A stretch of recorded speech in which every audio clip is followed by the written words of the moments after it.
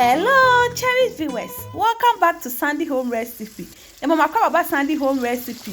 Then they can will share a video. Remember where if you subscribe. Now I share. Now I like it. Now I me notification bell. See the video. Be able to wow sabeka. Ebesia se be Kenkey. Enti ye de Kenkey ye Ghana dwane bia in fact e de panty e start we e condo no. Would be good saucepan obeka wo. Now the cassava do no so e aka ho. Owia now the enso e den ahono.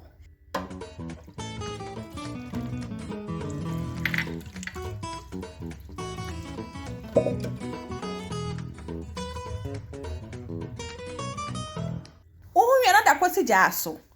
It's now they have teaspoon salt to taste. Udi akanwa tate ede enu. Etu benum sa akosi time be for me do na fe de wastate ede etwi. Say the ababia ede emamu. Na be ye fine. Please, if you are new to our channel, don't forget to subscribe, share, like, and also click the notification bell to get new video you put. Oh, my name is the Woka Bankuno, and to be okay, no aduno. Now I quite a guede, ubomu. There be our docundo na, and yes, our money at the end being. We are now the condo ni be the akahon, one mixing it together. What can in Afra?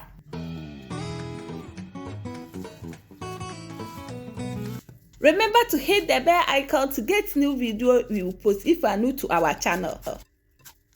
Enti we den I mix here den every na fe de wabobo into bet ga kan size ni gina style we de open kesa bona kese open nketua be bona ye den nketua.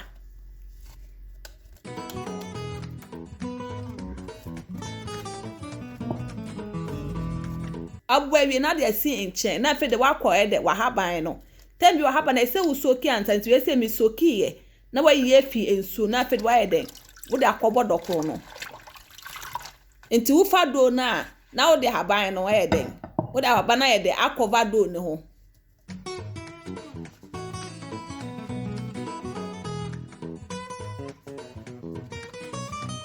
haban be chichi do ne hu nyina nti wo chichi hu wi a na ye den wachim eto no enti uchim etu ni wie pe no wa botokro don sa botokro do no hu baabi na fe de haba na uchim ye na we den wo de ahye hono mo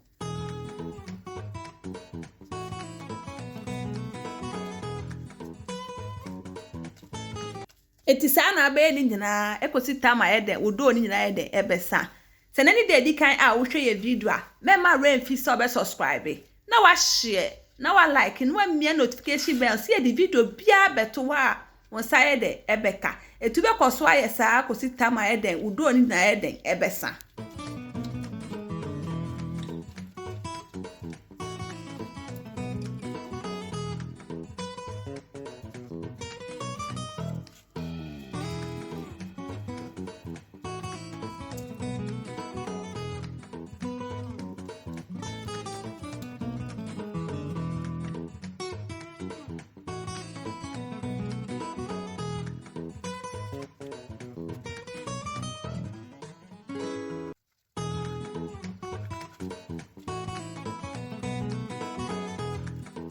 Wabawie no na wa den wakwose segu e de saucepan wo benuam na so se wo de haban ni bi e de egu ase ansa na fe de wo di nsuo e den egu e se nsuo ni e de edoso na wo de akosi ja aso na wa den wakata so ba de nchin begu menche e option apa amfa nka ho na wa den ato ne bo e de aben enti wo ho na wa check e de ahwe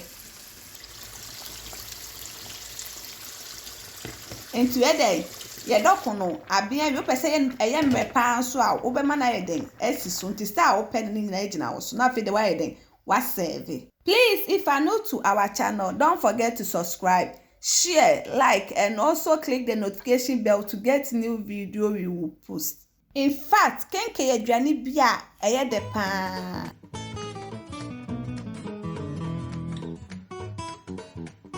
Now this our Kenkey recipe. Please like this video and subscribe to our channel. Thank you so much for watching.